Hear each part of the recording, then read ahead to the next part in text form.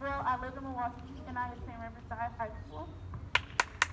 I'm not from West Bend, but I'm here to share my experiences. So, just bear with me. All right. So, we are all gathered here today to make a change. And it is time to face the fact that systematic racial injustice that is put on people of color. It is time to talk about it, and this can no longer be swept under the rug. I never imagined me living through the things that my grandmother had told me about that she had went through.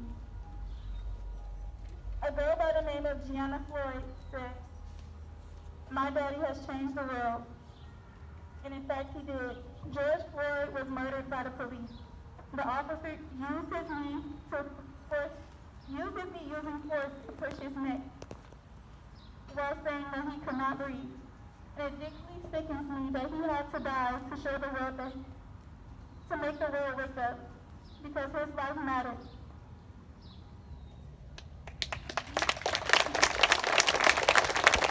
He did not deserve to die, and we cannot sit back and let this happen to us. Us as a human race, not as white or black.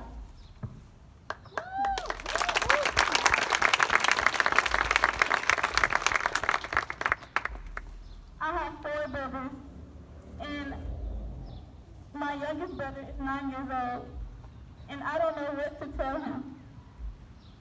Should I tell him that the police are supposed to protect him under any circumstances when the police system was built against people of his color, of his skin? And systematic racism is bigger than the police. Milwaukee Public School District is the perfect example. During recently the COVID-19 pandemic, all of the other schools in the district were prepared. Adapting to virtual schooling was no problem for them. Most schools handed out computers before the school was canceled. For MPS, our students were robbed of our education. We were told that if our grades were passing for term 3, then we passed for the rest of the semester. And if you were failing, then you had to figure it out. You had no finals, no midterms, no anything. MPS is mainly filled with minorities, so it is not such a surprise that we got a free pass to the next grade.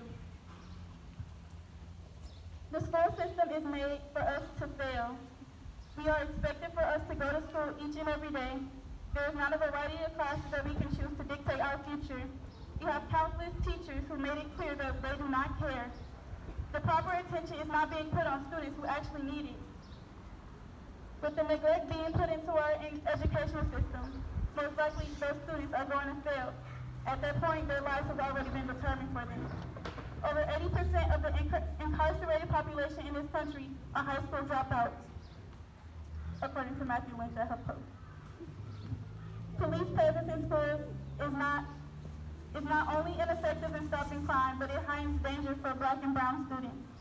They are targeted, and therefore they have an earlier experience with law enforcement than others, which directly contributes to school being a prison pipeline. If you don't know what it is, look it up. Your individual positive experience with police officers do not change the system or the fact that they are trained to harass us. And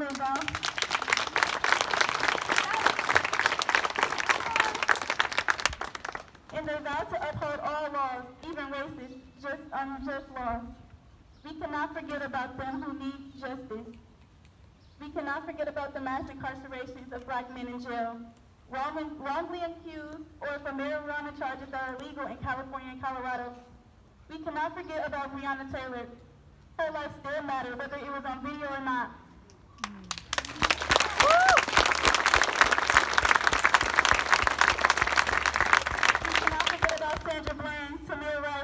McDonald's because their murderers can still go home to their families each and every day, and they did not get justice.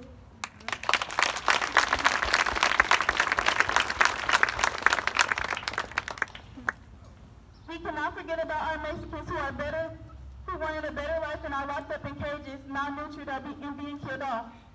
We cannot forget about our LGBT community because Black trans lives matters too.